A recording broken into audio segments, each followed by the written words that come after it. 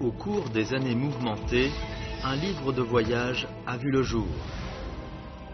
De toute sa vie, il a arpenté la moitié de la Chine. Bien qu'il ait subi de rudes épreuves, il a écrit, de sa vie, une légende dans l'histoire de la géographie.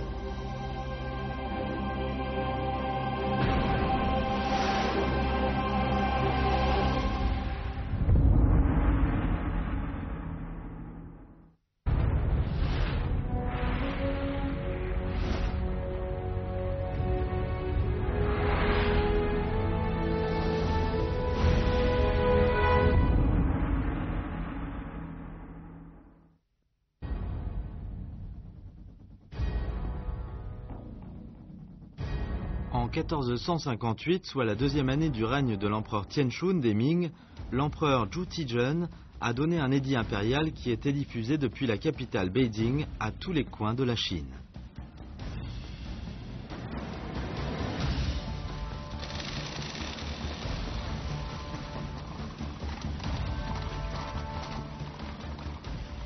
Les messagers montés sur des chevaux avec l'édit impérial couraient jour et nuit, avec la plus grande vitesse, pour aller dans les diverses villes du pays. Pendant une période de temps, tout le pays était affairé.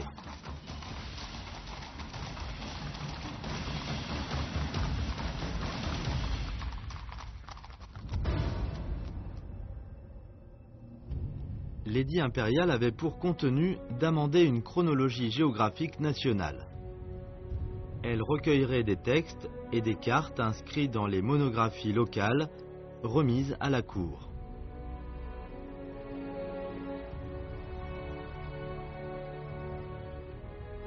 En 1461, soit la 5e année du règne de l'empereur Tianshun, la chronologie géographique officielle sous le titre Chronologie du Grand Empire Ming a été achevée.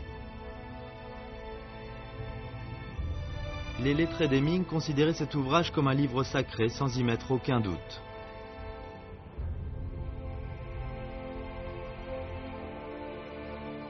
Or, 200 ans plus tard, soit sous le règne de l'empereur Wanli des Ming, un homme ordinaire a mis la chronologie du Grand Empire Ming en question, ébranlant ainsi sa position inaccessible. Cet homme était Xu Xiake, que nous appelons aujourd'hui le géographe.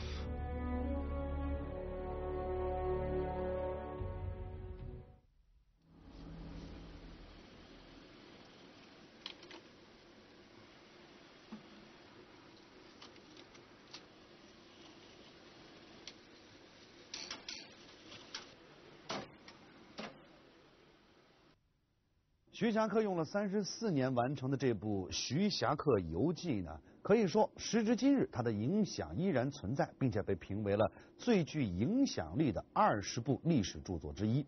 我们今天探寻它的足迹，就要从《徐霞客游记》启程。En mai 2009, les animations règnent à Jiangyin. Le fleuve Yangtze, qui passe par cette ville, voit chaque jour des milliers de navires qui vont et viennent.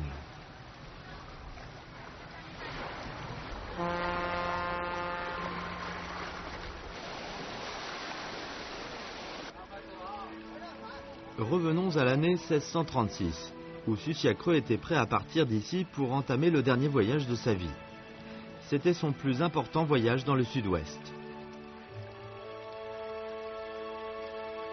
Au cours de ce voyage, Xu Xiake devrait, en plus d'1 an, parcourir une dizaine de milliers de kilomètres, en traversant les provinces du Zhejiang, du Jiangxi, du Hunan, du Guangxi et du Guizhou, avant d'entrer dans le Yunnan.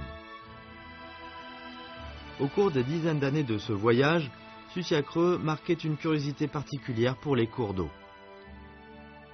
从源头吧一直到这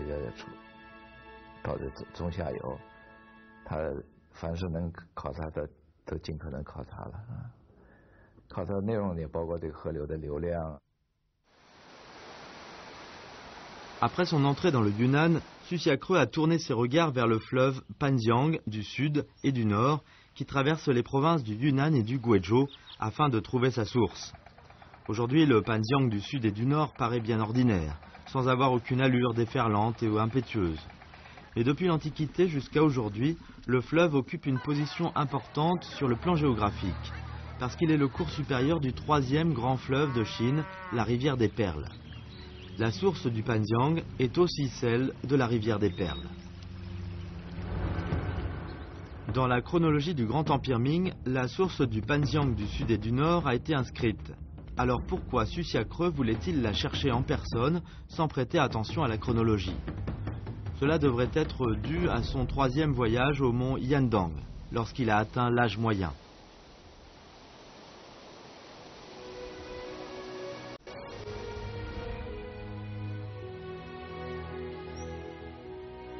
La zone de paysage du mont Yandang dans la province du Zhejiang est connue pour sa géographie particulière.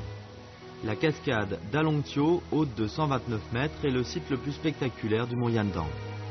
Son nom est dû à la chute d'eau évoquant un dragon qui nage dans l'eau.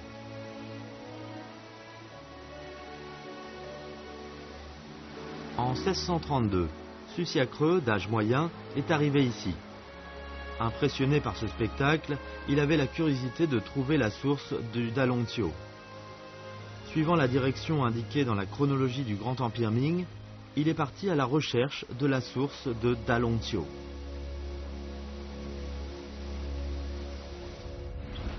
Au sommet de cette montagne se trouve le lac Yanhu, qui était, selon la chronologie du Grand Empire Ming, la source de Dalongqiu.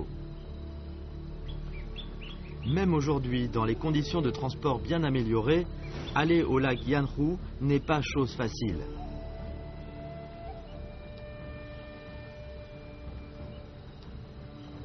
Il y a很多客人下了很大的决心，说要上去，走到那个1/3或2/3就下来了。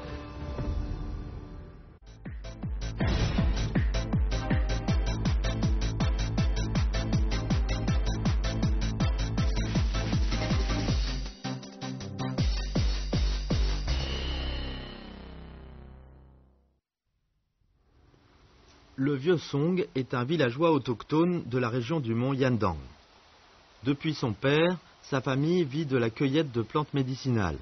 Du fait que les plantes médicinales précieuses poussent dans des endroits reculés de la montagne et sur l'escarpement, il a grimpé presque sur tous les escarpements pendant plus de 20 ans, sauf au sommet du mont où se trouve le lac Yanhu, la source de Dalongqiu.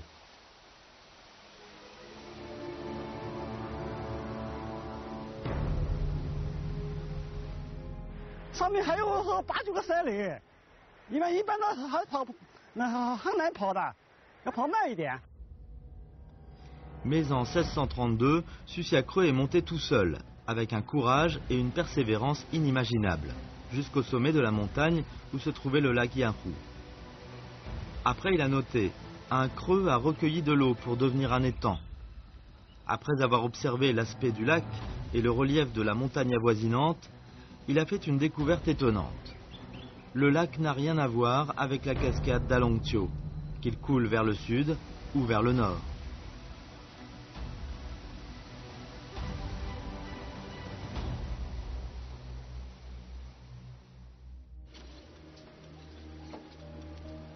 Dans son livre de voyage, Susiakreu a écrit 10 caractères.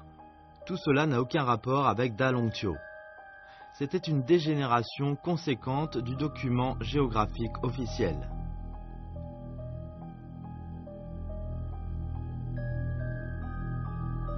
Aujourd'hui, dans la réserve des livres d'édition rares de la Bibliothèque nationale est conservée la chronologie du Grand Empire Ming que Susiakreu avait remis en question à l'époque.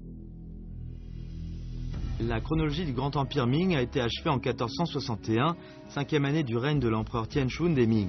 À l'époque, l'empereur Zhu Tizhen a calligraphié en personne le titre de la chronologie et en a rédigé une introduction. C'était une chronologie géographique générale divisée en chapitres de villes, coutumes, montagnes et cours d'eau, produits locaux, bureaux d'administration publique, personnalités et de divisions administratives des Ming. En tant que chronologie géographique officielle, pourquoi la chronologie du Grand Empire Ming comportait-elle autant de graves erreurs? 大明统治修撰的时候呢，如果说的客观一点的话，他下的功夫不够，他在资料的收集，在有关情况的调查，对这些人文的自然的方方面面的这些有关情况的调查，这等等这些方面，准备都不足。功夫下的都不够。 Par son voyage au mont Yandang, Susiakreux a découvert que la chronologie géographique officielle était bourrée de grandes et petites erreurs. Depuis, il ne croyait plus les faits rapportés dans cette chronologie. Il voulait visiter en personne tous les sites qui l'intéressaient.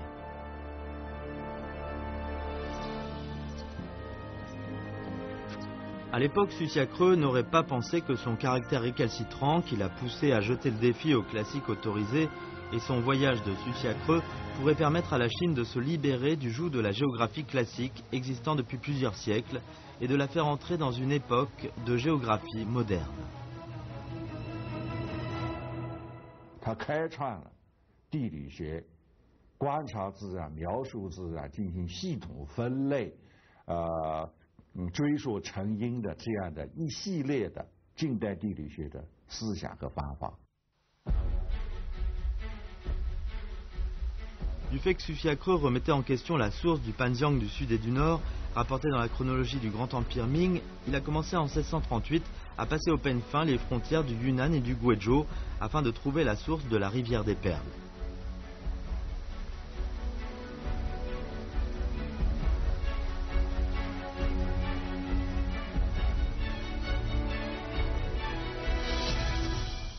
En 1985, une équipe d'exploration composée d'experts en hydraulique venus des provinces du Yunnan, du Guizhou, du Guangxi et du Guangdong font la navette avec des appareils avancés parmi les montagnes et les cours d'eau des deux provinces du Yunnan et du Guizhou. Leur but, comme celui de Susiakreux, voulait réaliser il y a 347 ans, était d'explorer la source de la rivière des Perles, le troisième plus grand fleuve de Chine, du fait que celle-ci n'avait toujours pas été définie.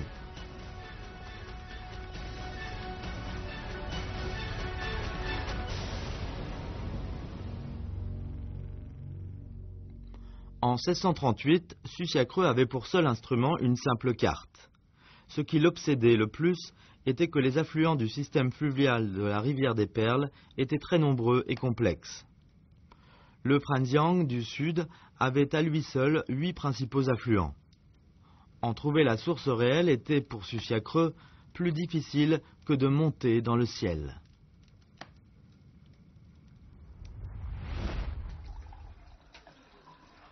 La même question obsède aussi l'équipe d'exploration fondée en 1985.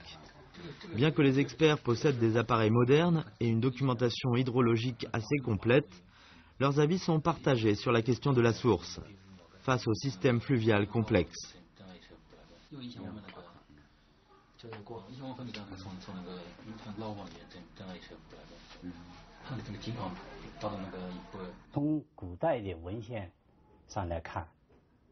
« 也有说珠江源头出在广西的，或者是说出在贵州的，因此就引起各个省对这个有不同的争论。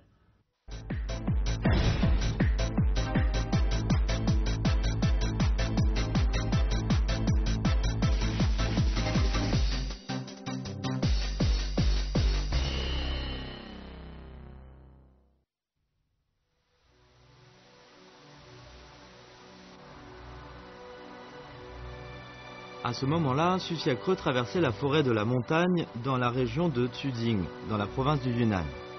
Il a parcouru le bassin du Panjiang du Sud et du Nord. Avec le temps, le réseau fluvial complexe du Panjiang du Sud et du Nord a été bien gravé dans la tête de Susiakreux. Maintenant, il a tiré au clair la direction de la source de divers affluents du Panjiang du Sud et du Nord.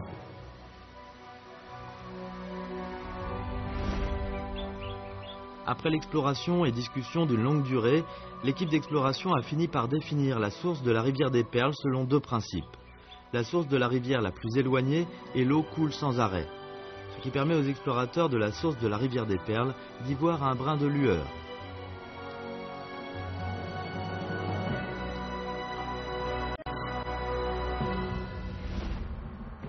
En 1638, Susiakreux a consacré 4 mois à l'exploration et a écrit dans le temple Baoguo du mont Cuifeng dans la province du Yunnan une thèse géographique intitulée L'exploration du Panjiang, dans laquelle il a déterminé la source du Panjiang du Sud et Yanfangyi de Tuding, dans dans la province du Yunnan, en même temps qu'il a fait la satire des faits équivoques rapportés dans la chronologie du Grand Empire Ming.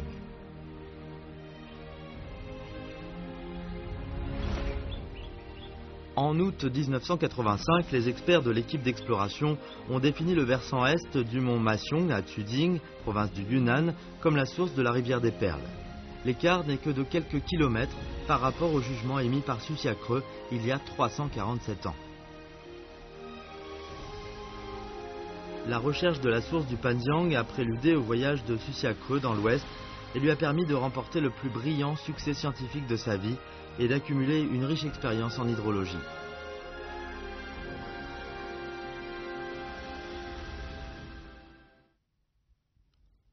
Après avoir exploré la source du Panjiang, Susiakreu est arrivé à Wuding au début de novembre 1638.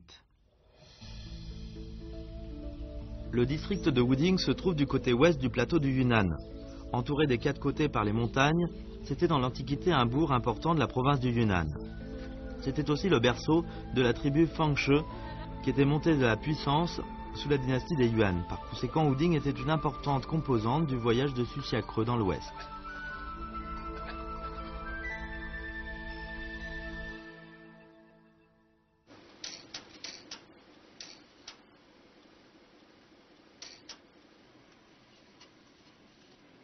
但是我们今天在追寻徐霞客在武定的足迹的时候啊，却发现了一个令人觉得匪夷所思的问题，那就是从他进入武定的这第一天开始，一直到他离开，整整19天的时间，可是，在游记里面呢，你却找不到只言片语，这是为什么呢？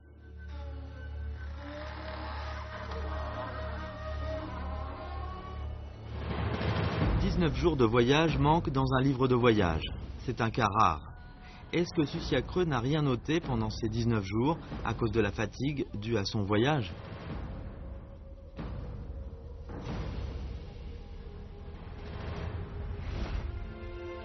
Après avoir consulté tous ses livres de voyage, nous trouvons qu'il notait tous les jours ce qu'il avait vu et entendu, quelles que soient les circonstances dans lesquelles il se trouvait, et même si le journal était écrit en 6 caractères.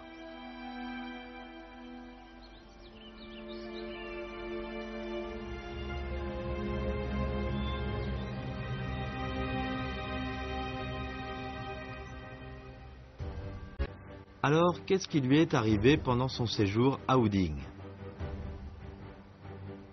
Dans la chronologie du Grand Empire Ming, nous avons trouvé une piste. La rébellion des ethnies minoritaires est fréquente à Wuding. «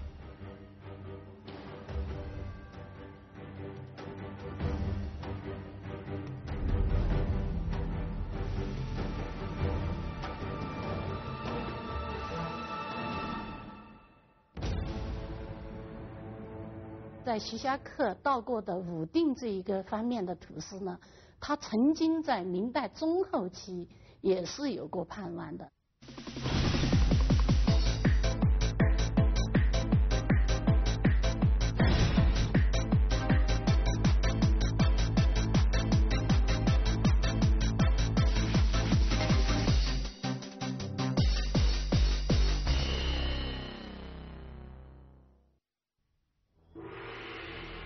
Nous supposons qu'en novembre 1638, dans une nuit sereine, une tuerie couvait.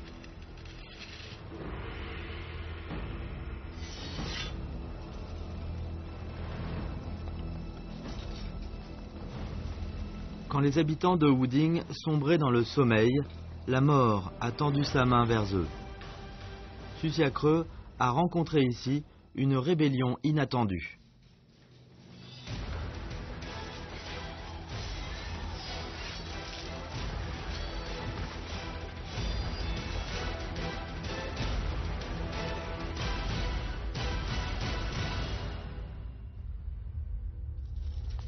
Tout Wuding était noyé dans le sang.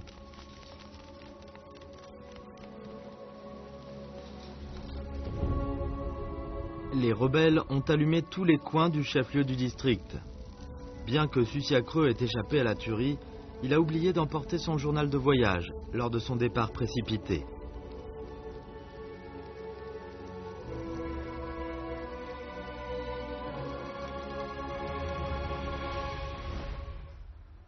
Dans les archives du district de Wuding, nous n'avons pas pu trouver la monographie de Wuding de cette époque-là pour démontrer notre supposition.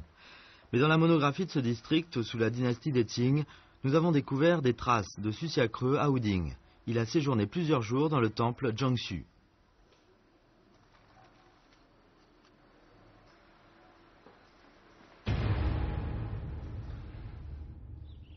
Là, qu'est-ce qui a attiré Susiakreu pour qu'il y ait séjourné plusieurs jours?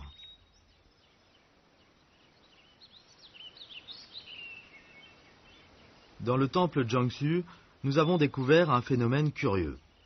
La jarre à eau et les perrons de pierre sont gravés de dragons dansant parmi les nuages.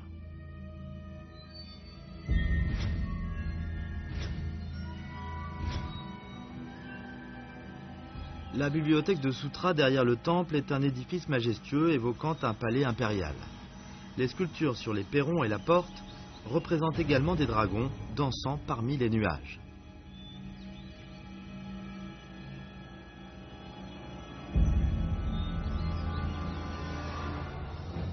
Dans l'Antiquité, le dragon était le symbole de l'empereur. Personne, sauf la famille impériale, ne pouvait l'utiliser pour la décoration, sous peine de mort.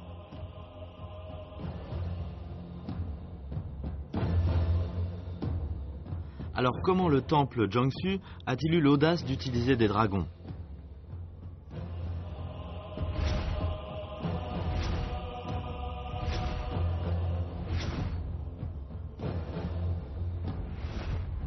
Est-ce que ce phénomène inimaginable a attiré Susiakreu pour qu'il y ait fait un séjour de plusieurs jours?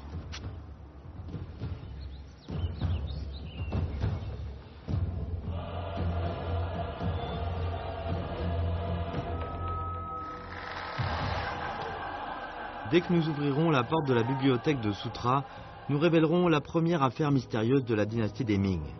Au milieu de la grande salle se trouve une statue d'un bonze qui était le deuxième empereur des Ming, empereur Dianwen.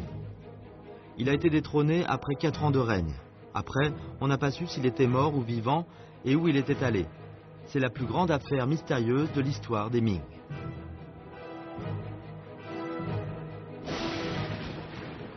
Alors quel lien avait le temple Jiangxu et l'empereur Dianwen? Selon la synopsie du Yunnan, écrite sous le règne de l'empereur Wanli des Ming, à l'époque l'empereur Dianwen s'était réfugié au temple Jiangxu, où il s'était fait bonze et avait vécu en ermitage pendant plus de 40 ans.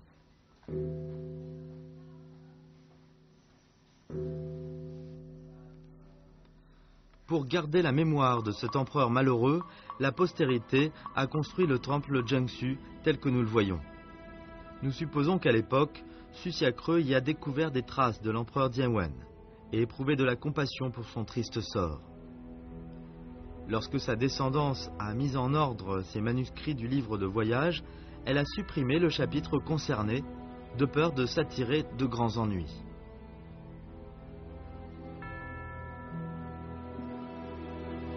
Les 19 jours de son séjour à Wuding nous laissent une énigme insoluble.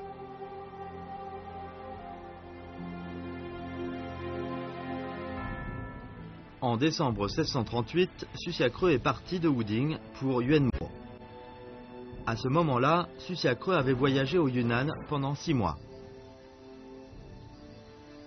Dans l'Antiquité, le Yunnan était considéré comme une région remplie de miasmes, en particulier à Yuanmo, où régnait une atmosphère mystérieuse et épouvantable. Susiakreu ne reculait pas devant les chemins dangereux et allait toujours de l'avant. Dès qu'il a mis le pied à Yuanmo, il a commencé la plus grande exploration de sa vie, la recherche de la source du fleuve Yangtze.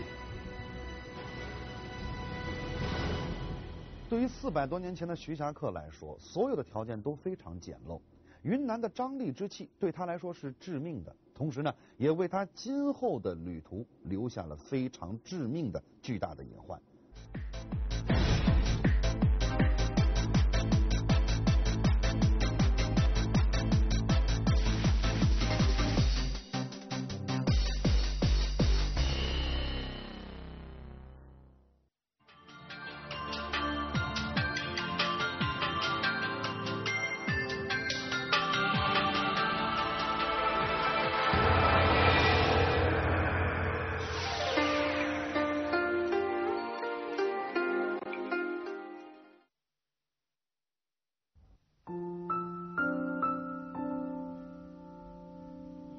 La sculpteuse Song Seo-jeon travaille sur le second vase des personnages du pavillon rouge depuis 2 ans. L'achèvement de cette œuvre est prévu dans 6 mois. Cette sculpture s'appelle lac sculpté. Comme le reste des 8 merveilles de Beijing, ce savoir-faire est aussi hérité d'un art de service à la cour impériale.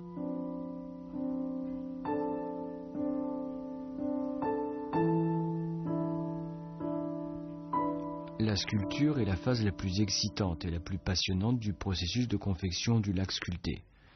Comme la laque est de nature souple, similaire à celle de la gomme, ces burins de tailles différentes ayant de multiples formes permettent de graver aisément des motifs voulus.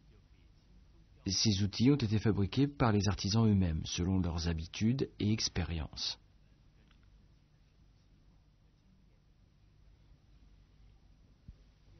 Pour la sculpture proprement dite, il existe différentes techniques sculpturales telles que l'incision, le décollage, le rabotage, le pelletage, le crochetage, le grattage. Bien souvent, ces méthodes sont utilisées alternativement. Ce motif en losange, simple mais très beau, a été réalisé à l'aide d'un burin à incision. Avant que la laque ne soit complètement durcie au séchage, le burin pique directement jusqu'à la couche de laque de fond. On doit prendre un burin dont la longueur correspond à l'épaisseur de la laque. Après l'incision, l'artisan lève la partie de la laque dont il doit se débarrasser pour créer le relief. Raboter est une technique essentielle de la sculpture en laque. Qu'il s'agisse de personnages, de fleurs, d'oiseaux, de maisons ou de mobilier intérieur, tout aurait été passé par ce procédé sculptural pour être fait correctement. Ce plateau de laque à personnages comporte de nombreuses couches de motifs. Pour concrétiser leurs expressions vivantes, une dizaine de techniques ont été utilisées. Le laque final est fluide, sans présenter de traces de sculpture. Le paysage naturel est un thème courant dans la peinture traditionnelle chinoise et aussi un thème favori du lac sculpté. D'un coup léger, la spatule spéciale génère une nervure naturelle de montagne. Qu'il s'agisse de monts imposants, de pierres taille-roux ou de rives du lac, la spatule est capable de pelleter directement de gros morceaux de lac pour donner naissance à des images vivifiantes.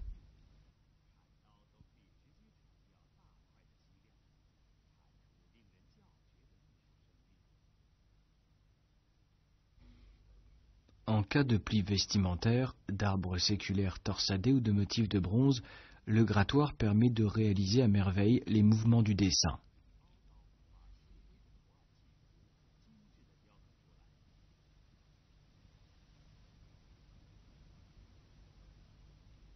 La technique sculpturale du crochetage dérive de celle du piquage. Elle est utilisée pour exécuter les plus fins détails de la sculpture en laque. C'est le cas pour la nervure des feuilles de plantes fleuries, pour les pistils des plantes à fleurs, pour la torsion des arbres, pour les poils d'animaux, pour les plumes d'oiseaux. La représentation imagée de ces détails est concrétisée avec cette méthode magique. Couches distinctes, coups de burin sec, motifs de brocart homogènes. Voilà la formule rimée que les sculpteurs transmettent de génération en génération comme secret de la sculpture en laque.